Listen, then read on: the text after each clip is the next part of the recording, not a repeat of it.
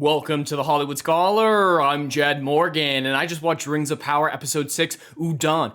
And the last few episodes have been criticized for being extremely slow and boring and not really advancing the plot in any way, shape, or form. The last episode especially, which didn't advance any of the storylines whatsoever. Oh boy, were we wrong. This episode, something finally happens, and it's so freaking stupid that I'm wishing for the boring days again, because all this was utter nonsense. Now, this entire episode pretty much features around a Rondir storyline with Bronwyn and, the humans, and the Numenorians and Galadriel. And it's all so freaking dumb. It far outpaces the amount of stupidity on the screen of any of its predecessors. It's unfathomable how dumb this episode is and how much stupidity can be put on the screen by these writers and showrunners. I've never seen a more incompetent episode put together in my entire life. I did not think there was going to be an episode of this season to outdo the absolute nonsense of the first one, but this one definitely did the trick for me, because I can deal with drama, I can deal with terrible dialogue apparently, I can deal with being slow and boring, but I can't deal with so many bad decisions, characters doing incredibly insane things, and action that doesn't make any sense whatsoever. But before I get any further, there will be spoilers ahead, so spoiler alert. Now we're going to go through the episode, through a lot of the storylines kind of beginning to end, and it begins with a speech from Eitr to his orcs. And do you need to inspire orcs? Especially because from their perspective, it's just a couple of humans in a tower, and there's thousands of them, as established in the ending of the last episode when we saw their torches spread out everywhere. That's important for later, because thousands isn't exactly consistent, but there's thousands of them at this point versus a few humans in a tower. Yet I don't think you need to give them a big inspiring speech. That it really just feels out of place. I don't think orcs usually need big inspiring speeches, and I was just not on board with that scene. But moving on, and finally the humans decide to leave. After the last few episodes, they're like, oh, we either stand and fight or be evil.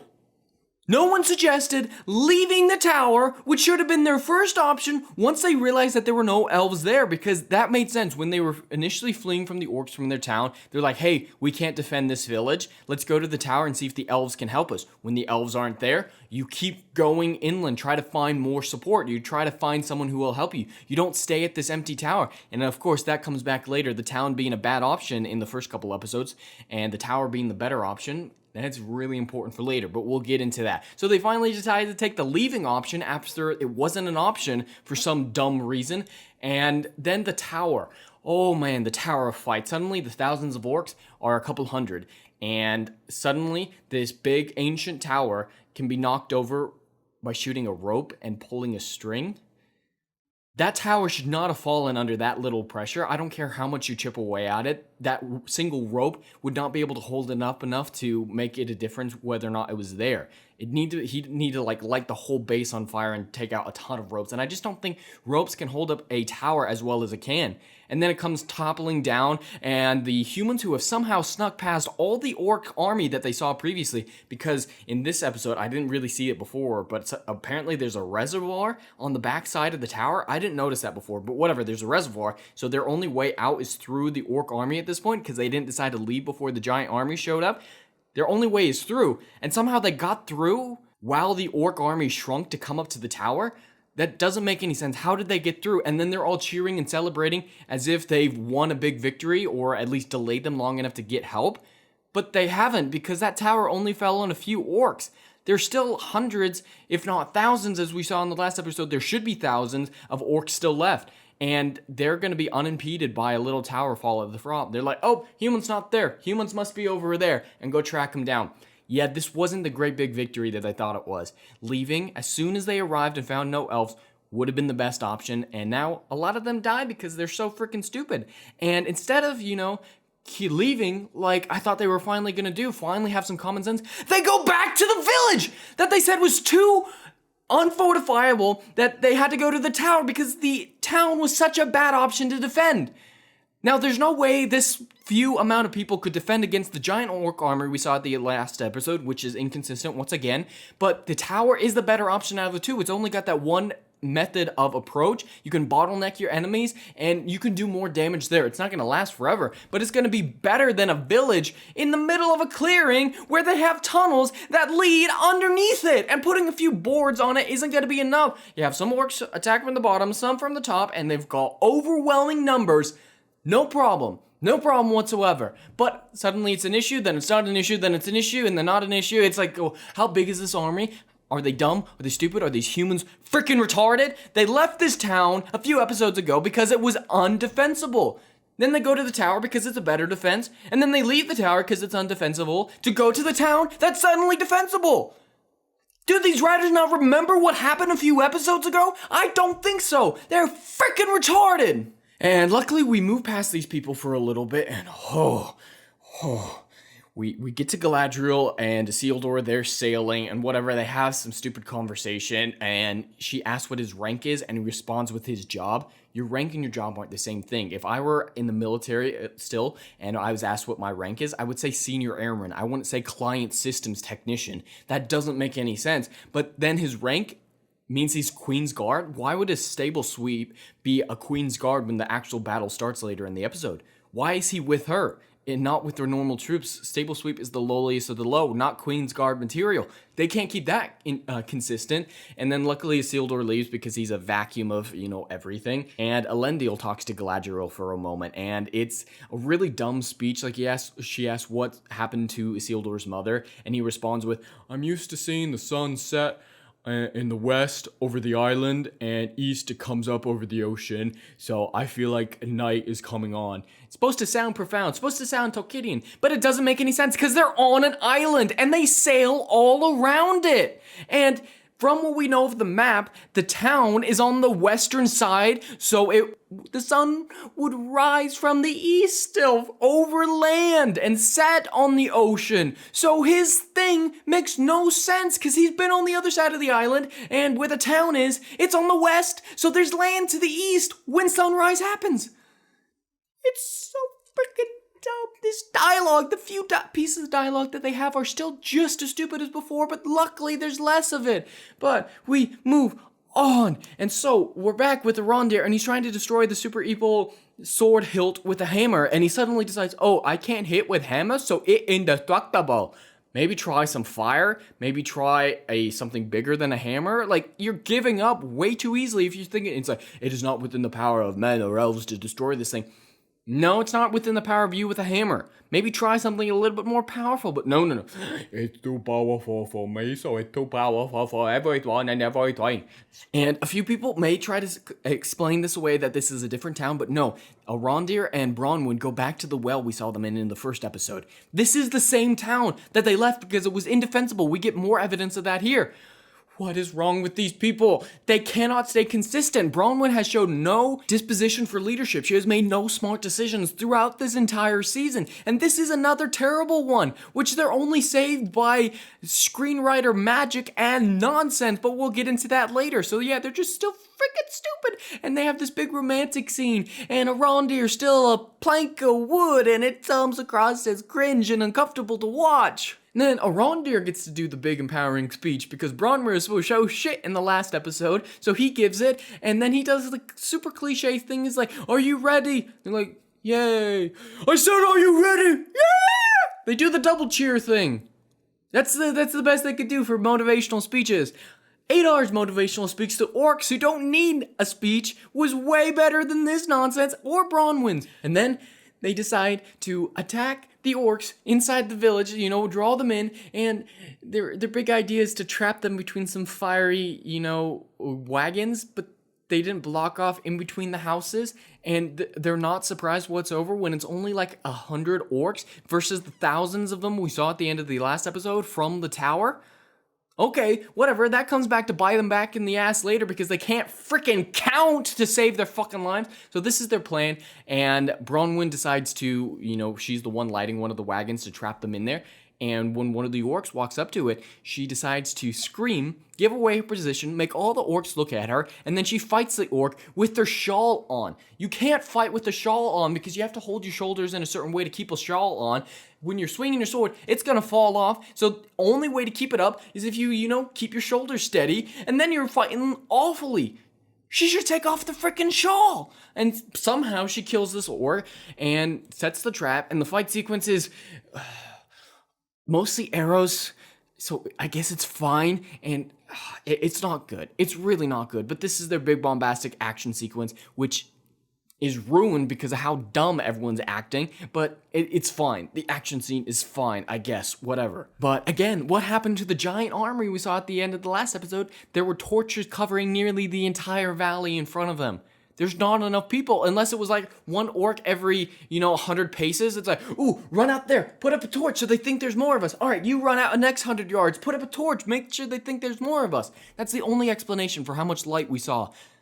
It doesn't make any sense. Where is the army? We don't see it for this episode. We see varying sizes, some small, some really small, but not the thousands we were promised at the end of the last episode. And Arondir has this one-on-one with a giant orc. It's really over-dramatized and weird, and a lot of gore that I wasn't expecting, and the blood is supposed to be thicker than that, so it was spraying out really weird and not a very good special effect. And then Bronwyn decides to kill it at the neck.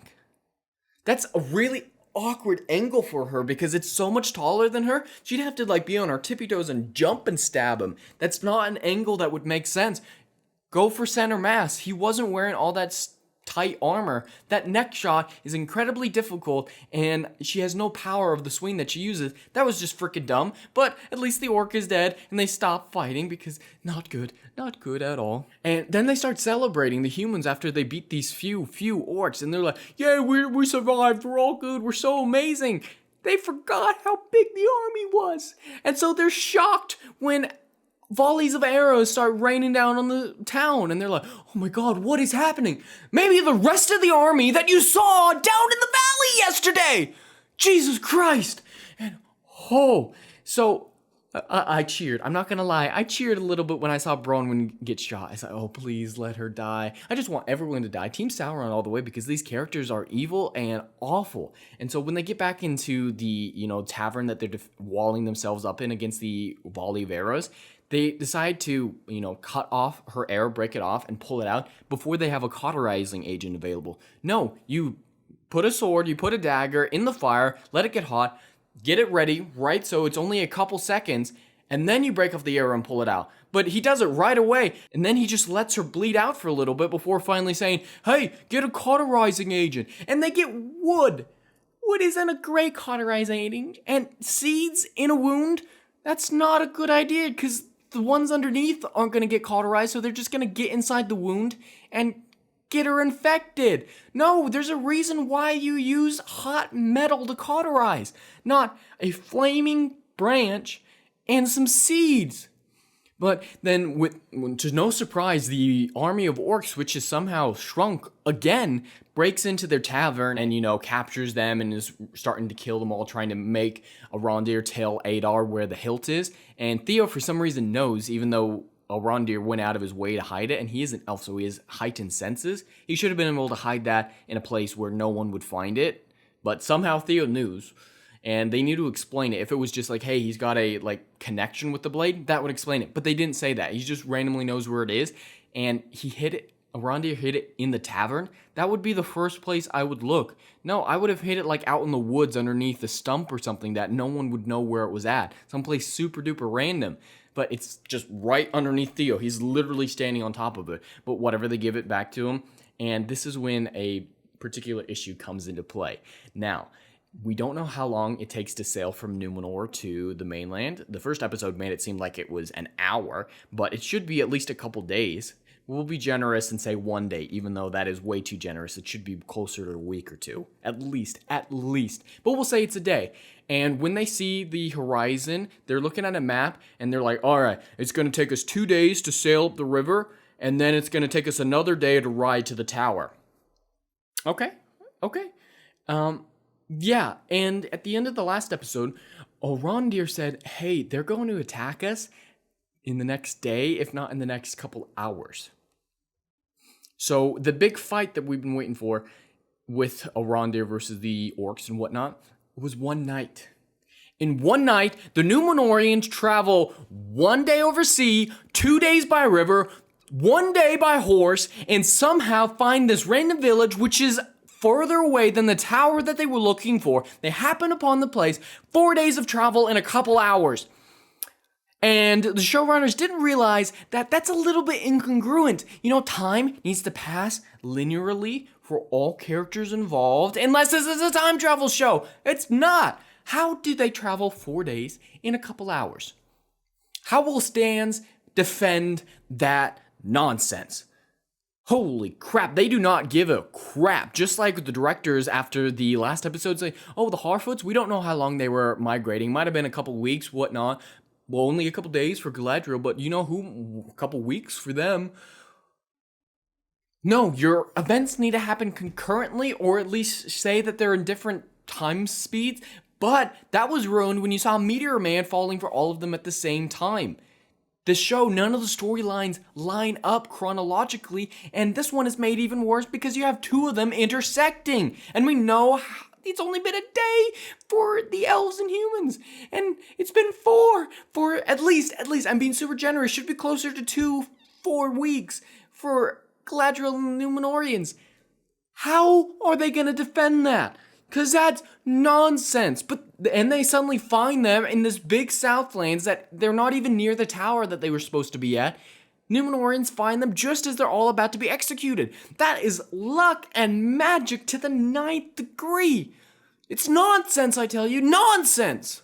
But I will have to give my 2 positive things for the episode right here, is we do not see any dirty hippie Harfoots in this episode. We're luckily spared from them. And we don't have any more Durin or Elrond scenes, which are no longer the best part of the show. There's no good part of the show, so there's no best part of the show after their whole deal with being very inconsistent on what an oath means.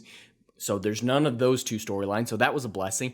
And I do have to praise one piece of music when Eitr was getting chased through the woods by Halbrand and Galadriel. I was like, all right, I like this music. Lots of vocals. Finally, a good song that I liked in the show. I will be praising that here. And that's it.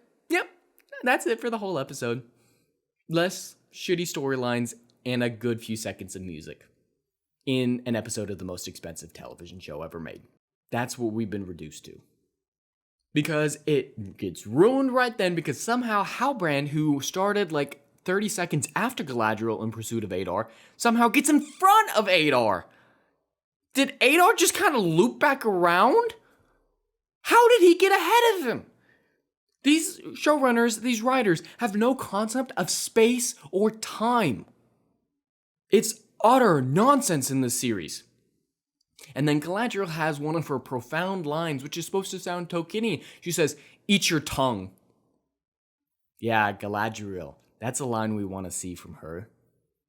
Yeah, eat your tongue. Wow, I couldn't have said it better myself. And then we get to Galadriel torturing Eitr, and this scene makes her out to be a villain. This is how a villain talks. It's like, should I torture your subjects so you tell me what I want? She knows that Eitr actually cares about his people. That's more than can be said of Galadriel. She is evil. And then she straight up says, I will genocide everyone.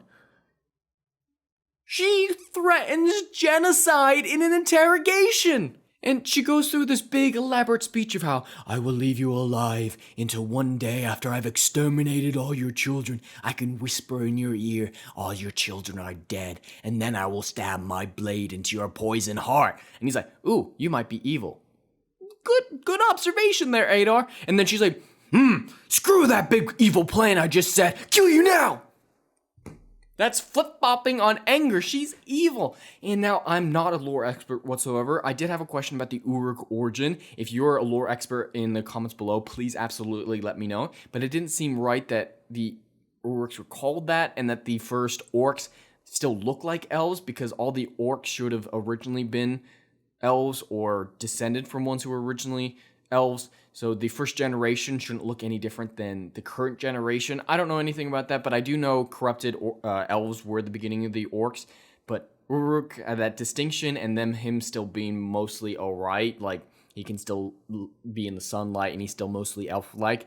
I don't think that's lore accurate, but please clarify in the comments below if you correct me or contradict me or whatever. Absolutely do. Then there's a couple of scenes of celebration, some dumb dialogue, cheering for King Halbrand's return, and they don't know how to cheer. Like, when you do a toast, the crowd does the shortest part. So it should just be all hail, all hail, all hail. Instead, the crowd goes, all hail the true king of the Southland. That's not easy to chant, but whatever, that's stupid.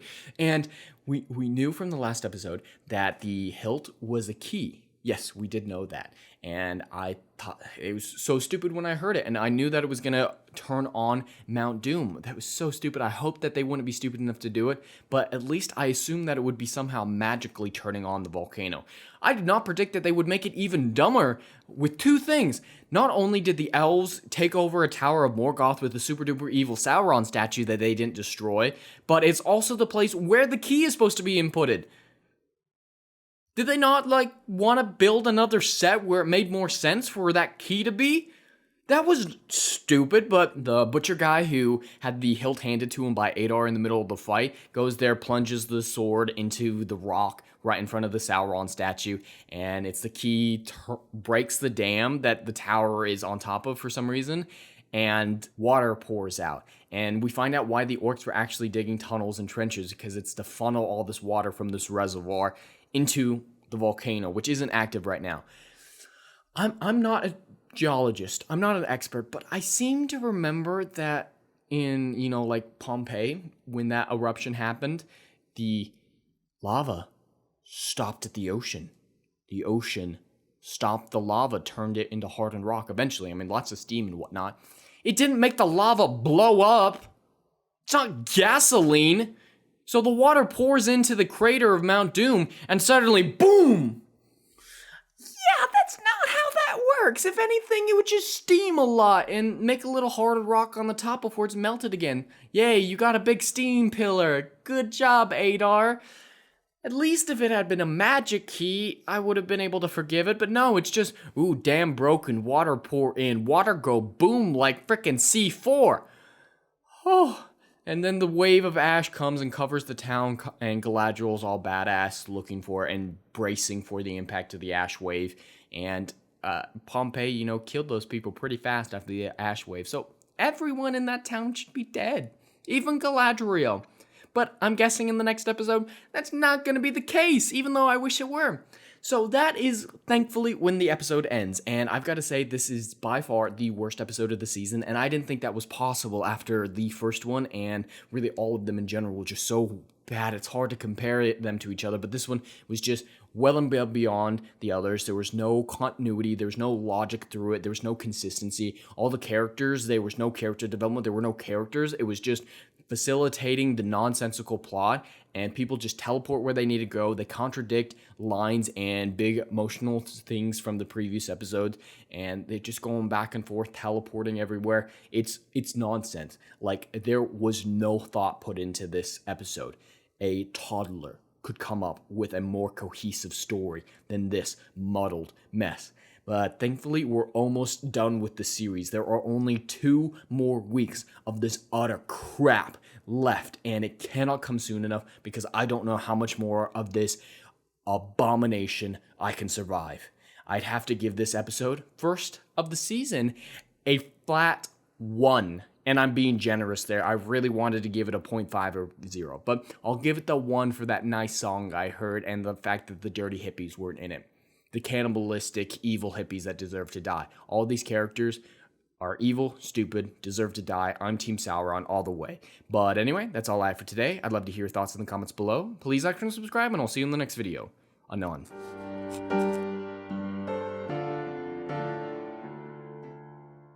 If you like what I do here and want to see good, compelling stories that Hollywood will no longer give you, check out my book series, Odyssey of a Phoenix, a mythological epic about philosophy, morality, and modern-day mental illness issues. Books 1, Down in Flames, and Book 2, Apocalypse Then, currently on sale. Book 3, Kill the Dark, coming soon.